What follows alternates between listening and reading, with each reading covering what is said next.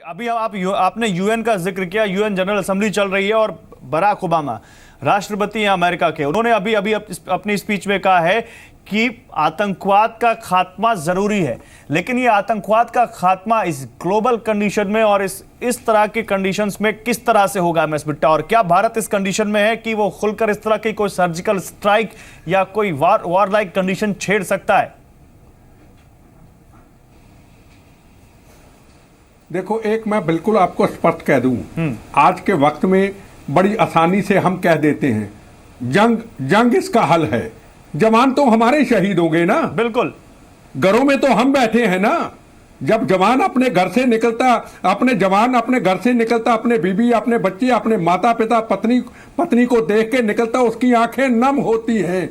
उसको पता मैं भारत माता की सीमाओं की रक्षा करने के लिए जा रहा हूं, मैं वापस आऊंगा या नहीं आऊंगा, वो तिरंगे झंडे में लिपट करके अपने बच्चों के सामने आता। कल आपने देखा, हमारे पास बड़े ऑप्शन हैं। गोली का जवाब गोली है। हमारे पास ऑक्यूपाई कश्मीर है, हम वहां पे उनके ट्रेनिंग कैंपों को खत्म करें, हम 370 धारा हटाएं, और हटा करके सबसे पहले मैं जाऊंगा 100 आदमियों के साथ जमीन खरीदूंगा, और जिस तरीके से पंजाब में आतंकवाद के खिलाफ लड़ाई लड़के आतंकवाद को समाप्त किया है, हम उसकी शुरुआत करेंगे वहां पे।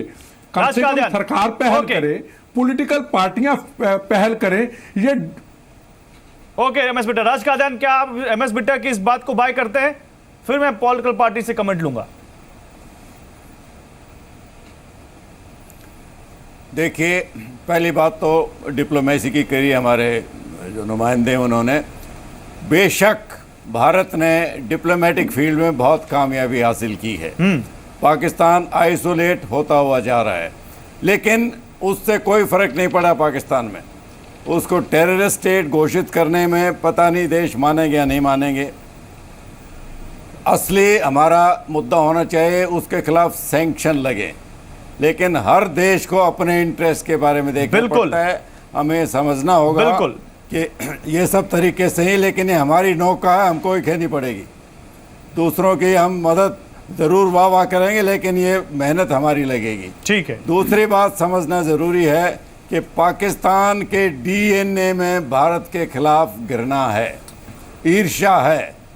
वो ये नहीं देख सकता कि भारत बड़ा देश है, हम तरक्की करें, हमारी इकोनॉमी इम्प्रूव कर रही है, हमारी डेमोक्रेसी कामयाबी से चल रही है। पाकिस्तान में ऐसा कुछ नहीं है। इसका पीछा छुड़ाना मेरे ख्याल से बहुत लंबा अरसा लगेगा। तीसरा, जो हम जब रिस्पॉन्स की बात करते हैं, ओपन वार की बात किसी ने नहीं करी है। ओपन वार तो जीने की सबसे आखिरी सीढ़ी है। आज टेक्नोलॉजी हमें इजाज़त देती है कि हम बगैर सरहद पार किए सज़ा सरहद पार लोगों को, पोस्टों को, हेडक्वार्टर को दे सकते हैं, चाहे वो कैंप हो, चाहे दुश्मन की पोस्ट हो जहाँ से घुसपैठ आ रही है। उस ऑप्शन को एग्जामिन, मुझे कोई शक नहीं है कि आर्मी एग्जामिन कर रही होगी। आर्मी कब करेगी, कहाँ करेगी, कैसे करेगी, वो उनको डिसाइड करने दो। लेकिन जो सज़ा हम देना चाहते हैं वो एक तो सीवियर हो, दूसरा विजिबल हो। अगर हम ये कहें कि हमारे खुफिया लोगों ने पाकिस्तान में पीछे ये गड़बड़ करा दी, देश को शांति नहीं मिलने वाली।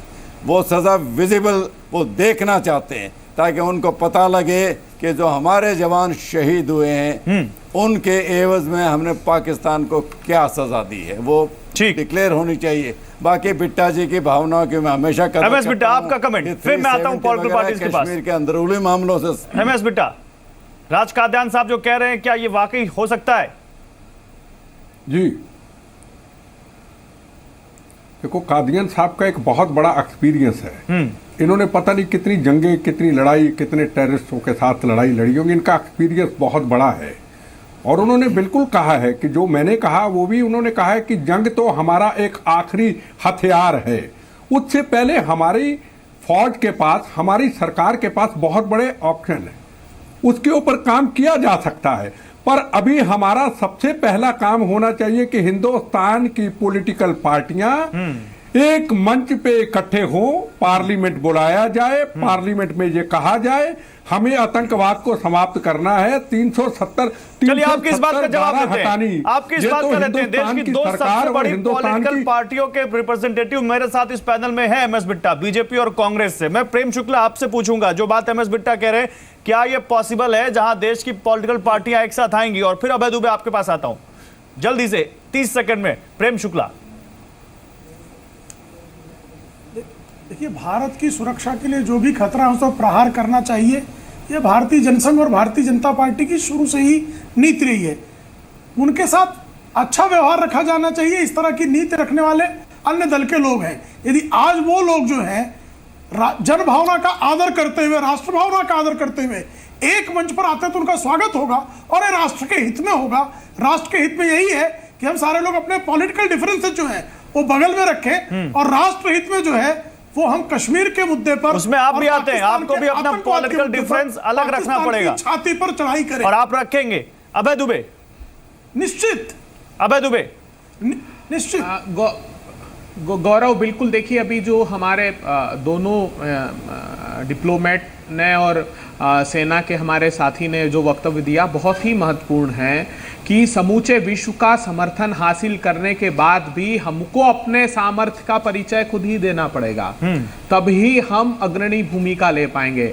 और विश्वास रखिए, यहाँ पक्ष और प्रतिपक्ष का प्रश्न नहीं है, ये एक हिंदुस्तान है।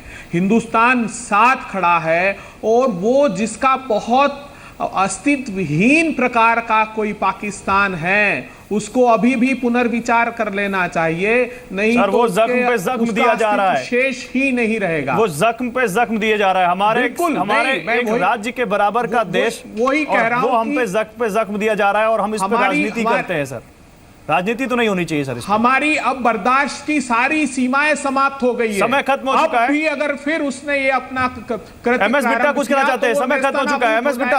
एमएस बिट्टा जल्दी से फाइनल कमेंट। मुझे खुशी है इस बात की कि जो भी डिस्कशन मेरे होते हुए हुई, मैंने देखा कि हम सारी पॉलिटिकल पार्टियां एक होती जा रही हैं टेररिज्म के ऊपर, कांग्रेस हो, बीजेपी हो, और ये एक अच्छा संकेत है। और हमें सबसे बड़ी श्रद्धांजलि उन शहीदों को यही है कि जब भी किसी चैनल में जाए, हमारे पॉलिटिकल मतभेद रहे पर शहीदों के लिए, फौज के लिए, उनके मनोबल को ऊंचा करने के लिए हम पाकिस्तान को दिखाएं कि हम एक हैं, join hand against terrorism, war against terrorism. और मुझे लगता है कि हमारे देश की पॉलिटिकल पार्टी कम से कम इतना तो कर ही सकती हैं और आज भी वो कर रही हैं। बहुत शुक्रिया एमएस बिट्टा आपका, बहुत शुक्रिया अभय दुबे, प्रेम शुक्ला, राज काद्यान साहब और जेके त्रिपाठी साहब, आप सभी का हमारे साथ जुड़ने के लिए।